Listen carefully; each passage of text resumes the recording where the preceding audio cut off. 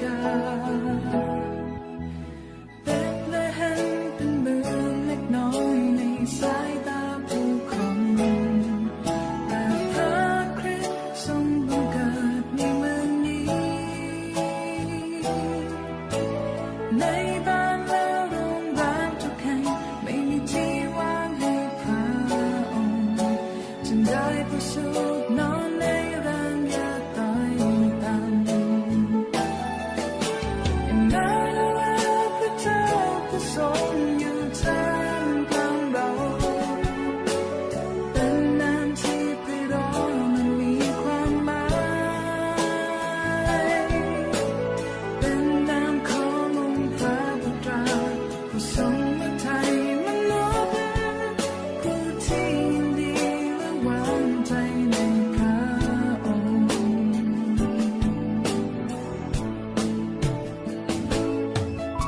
มาทำนอนบนที่นอนนุ่มๆอุ่นสบาย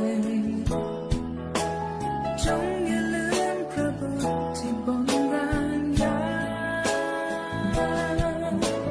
ในคืนนี้ท่านนอนอยู่ในห้องที่แสนอบอุ่น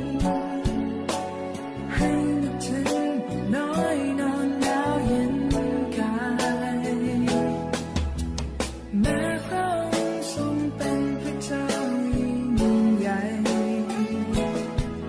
แต่ยินดีมาลำบากในโลกนี้เพราะความรักพระองค์ที่มีต่อมวลมนุษย์จึงได้ประทานพระบุตรองค์เดียวมาอิมมานูเอลพระเจ้าผู้ทรงอยู่ท่ามกลางเราเป็นน้ำที่ไพเราะและมีความหมายเป็นน้ำขององค์พระบุตรผู้ทรง